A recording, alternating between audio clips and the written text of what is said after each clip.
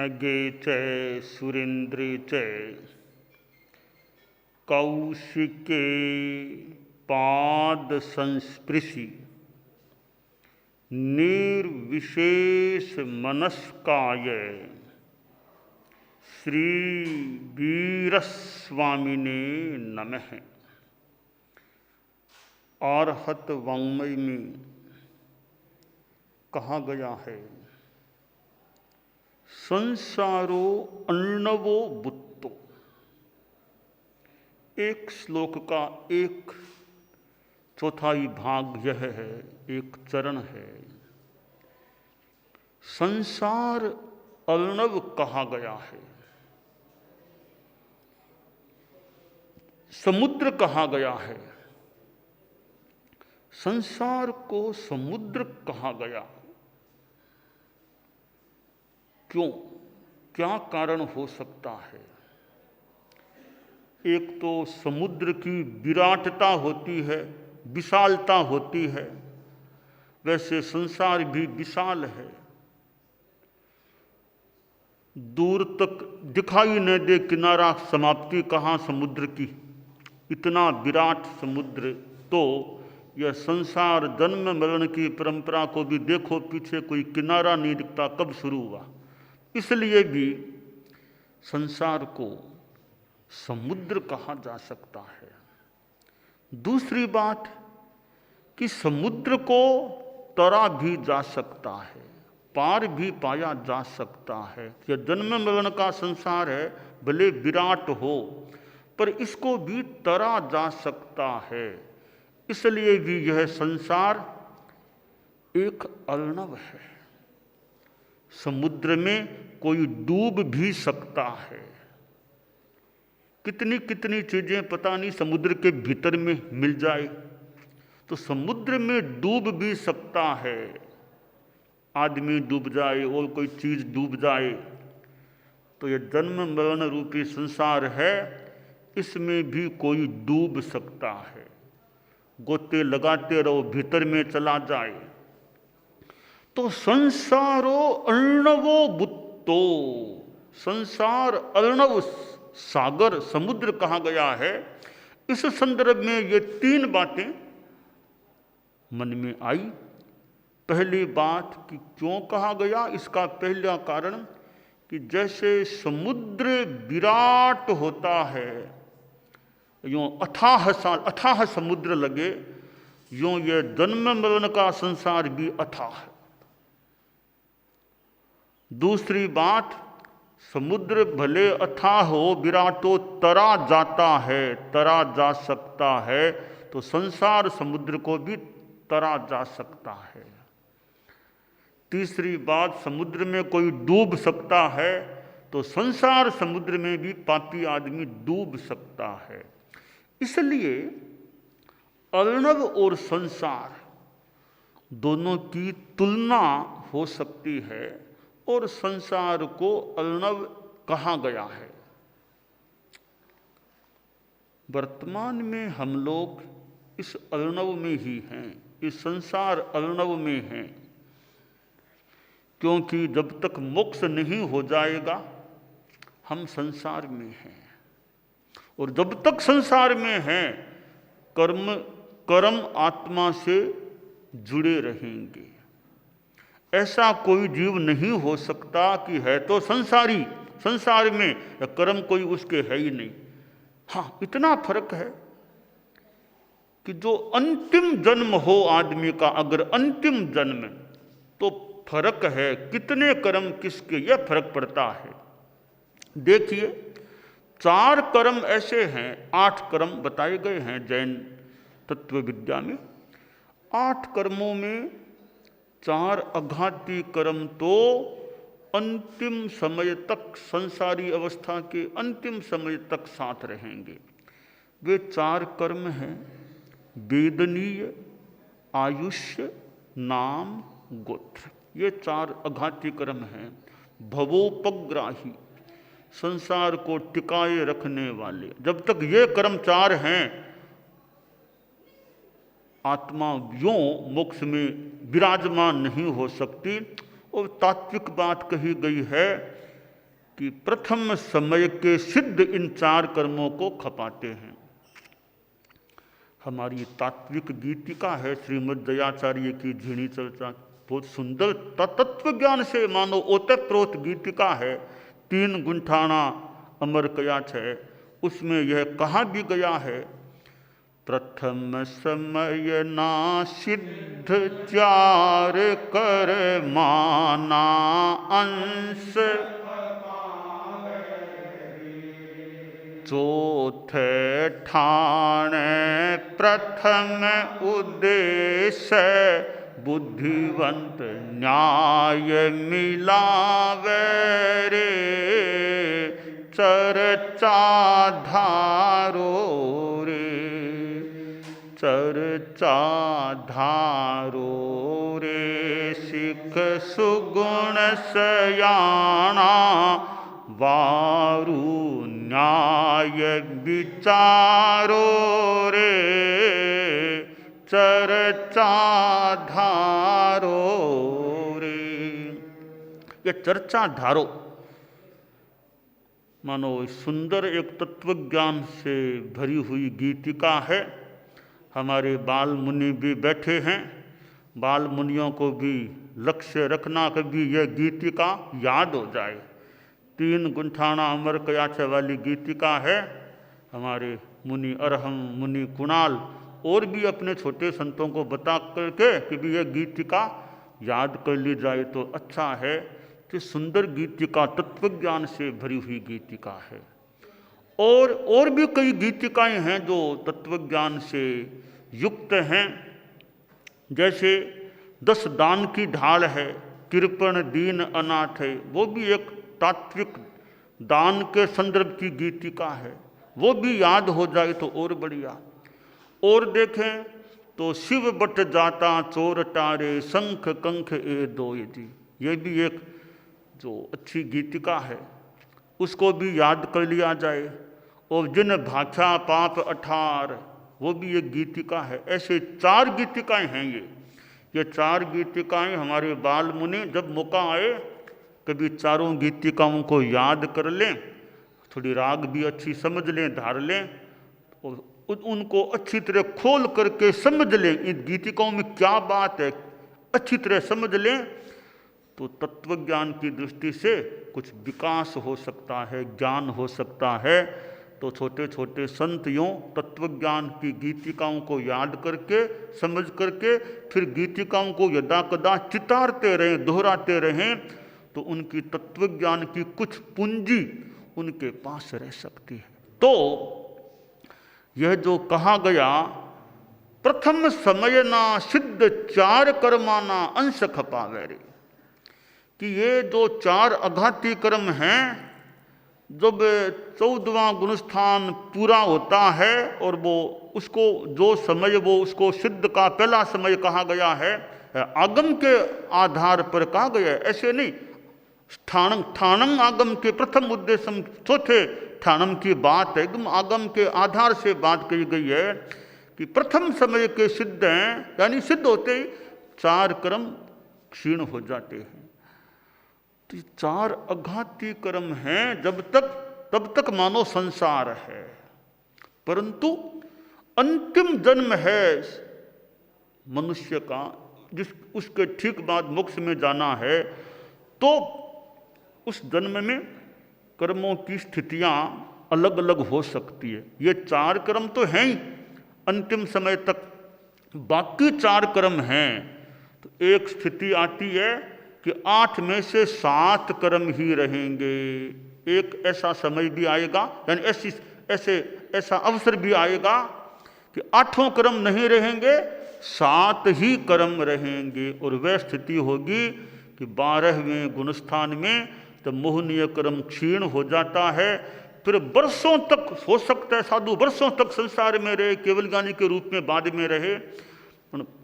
केवल ज्ञानी की तो अलग बात है, केवल ज्ञान होने से पहले पहले 7 कर्मों वाला 12वें गुणस्थान, यानी मामूली थोड़े से कालमान के लिए वो जीव अंतिम भव वाला 7 कर्मों वाला, मोहनीय के सिवाय 7 कर्म वाला, फिर कुछ ही समय बाद 3 और घाती कर्मों का नाश, मोहनीय कर्म भी घाती कर्म है, उसका नाश तो 12वें गुणस्थान में हो गया। अब जो 13वां गुणस्थान आता है और 3 घाती कर्म, ज्ञानावरणीय, दर्शनावरणीय, अंतराय, ये 3 क्षीण होते हैं, केवल ज्ञान केवल दर्शन की प्राप्ति हो जाती है।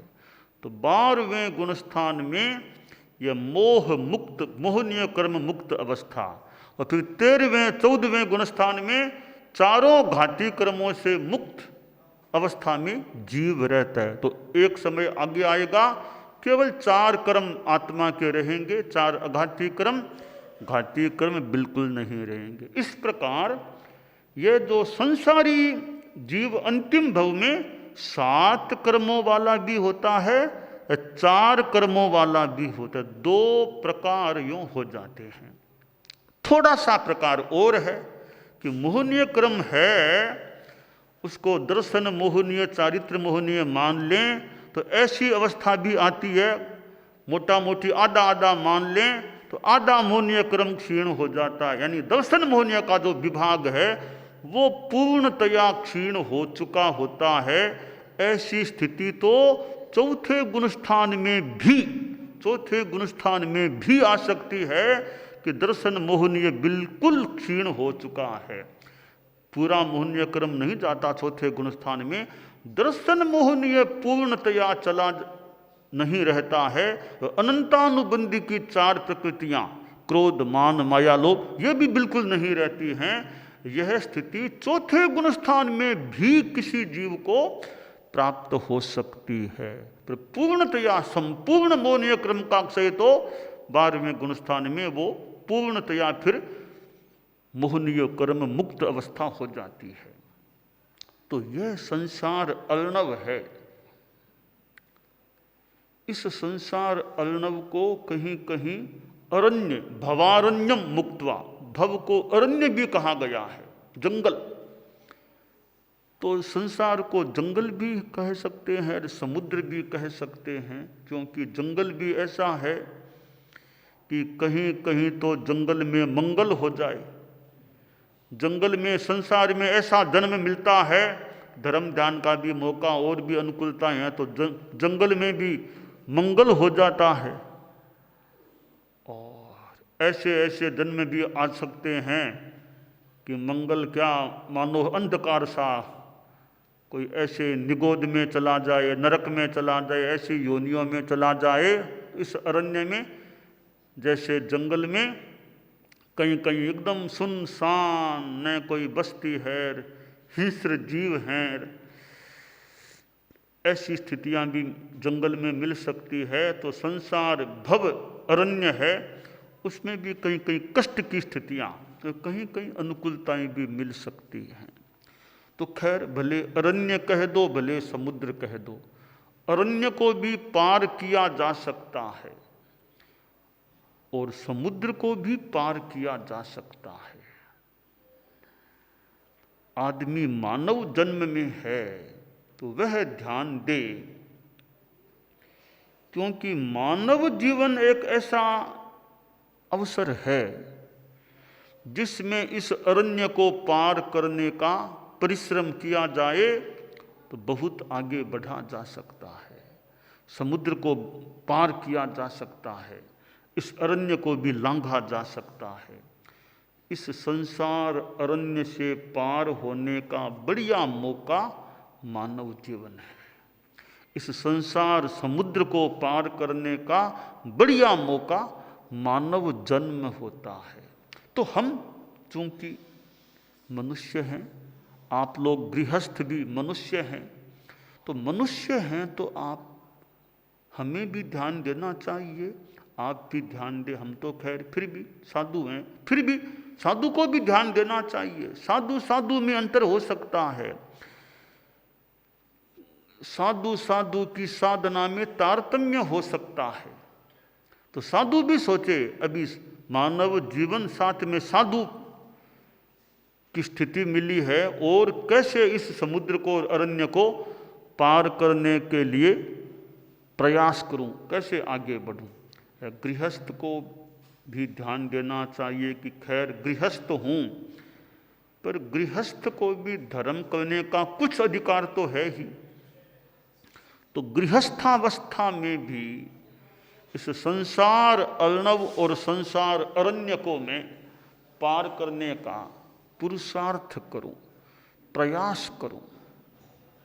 क्योंकि संसार की अवस्था में तो जन्म मरण होते हैं, जब तक मुक्ति न हो जाए तो मेरी जन्म मरण की श्रृंखला कैसे सीमित हो जाए। परीत संसारी बन जाऊं, थोड़े जन्मों वाला बन जाऊं, जन्म मरण मेरे कम हो जाए। उसके लिए धर्म की साधना अपेक्षित होती है। आदमी पाप कर्मों के बंधन से बचे और समय को धर्म की साधना में लगाने का प्रयास करे। संसार की आसक्ति यानी गार्हस्थ्य की आसक्ति को छोड़ने का प्रयास करे। आदमी कोई लब्धि संपन्न था और विमान में जा रहा था, तो उसने देखा कि नीचे धरती पर एक आदमी पेड़ से यूं लटक रहा है। सोचा कहीं गिरेगा तो, पास में कुआं और है, खुला कुआं है। उसने सोचा कि अगर यह चाहे तो विमान में बिठा लूं, कहाँ जहाँ कहेगा वहाँ उसको छोड़ दूं, मैं इसका जहाँ घर है सहयोग कर दूं इसका। तो विमान को निकट ले गया कि भैया तुम विमान में आ जाओ, तुम जहाँ कहो वहाँ तुम्हारे घर के आसपास कहीं छोड़ दूं मैं। उस लटकते हुए आदमी ने देखा अच्छा मुझे सहयोग, मेरा सहयोग करना चाहता है। तो वह आदमी जो पेड़ से लंबायमान था, वह बोला जी देखो अभी तो ये मधुमक्खियों का छाता है ना, शहद की बूंदें टपक टपक टपक टपक आ रही है, तो कुछ बूंदें आ जाए मुंह में, बाद में आऊँगा। 2-4 बूंदें मुंह में आ गई तो वह विमान वाला बोला भैया अब आ जाओ, ठहरो ठहरो अभी और बूंदें आ जाए। और बूंदें 5-7 आ गई, भैया अब आ जाओ, नहीं नहीं ठहरो अभी और बूंदें आने दो। इसने सोचा रही ये आने वाला नहीं है, यह तो बूंदों में आसक्त है। कहा भैया अब आओ तो आ जाओ, मैं आप कब तक प्रतीक्षा करूं कि भाई जी आप जाइए, मुझे तो बूंदें लेनी है। अब वह तो विमान वाला तो चला गया। अब जिस पेड़ के वह लंबित लटक रहा था, लमुटा हुआ था, जिस शाखा को पकड़े हुए था, उस शाखा पर 2 चूहे भी थे। एक सफेद चूहा देशनोक में मंदिर में सफेद चूहे भी, काबा का सफेद चूहे किसी ने देखे हो सकते हैं। करणी माता का मंदिर है देशनोक में, कितने चूहे, तो वहाँ सफेद चूहा भी। तो उस पेड़ पे एक सफेद चूहा, दूसरा काला चूहा, वो कतर कतर कतर कतर उस शाखा को काटने में लगे हुए थे। इधर जो नीचे कुआं था उसमें 4 अजगर थे, मोटे मोटे 4 अजगर थे। अब वे जो चूहे काट रहे थे शाखा को, कतर कतर करते करते पूरी जो शाखा कटी, वो आदमी नीचे गिरा, कुएं में गिरा जहां 4 अजगर थे। एक ही अजगर खाली, वो 4 अजगर थे वहां पर। तो ऐसी स्थिति उसकी हो गई। अब यह एक मानो दृष्टांत, इसका दाष्टांतिक है कि ये वो विमान वाला आदमी कौन था? साधु आदमी, धर्मगुरु का भी आ जाओ उद्धार कर दूं। वो आदमी शहद की बूंद यानी भोगों में आसक्त, और भोग। वे 2 चूहे, काला सफेद, काला सफेद तो दिन, काला रात, दिन रात है। वो शाखा कौन सी? आयुष्य की शाखा, उसको काट रहे हैं। और आयुष्य पूरा होता है फिर वह जीव, ये 4 अजगर, 4 गतियां, नरक गति, त्रियंच गति, मनुष्य गति, देव गति, इसमें फिर आगे डूबता है, पड़ता है, फिर आगे ऐसे आगे जन्म मरण हो सकता है। तो संसार अर्णव संसार अरण्य से हम पार पाने के लिए धर्म की शरण में रहें, यह काम्य है।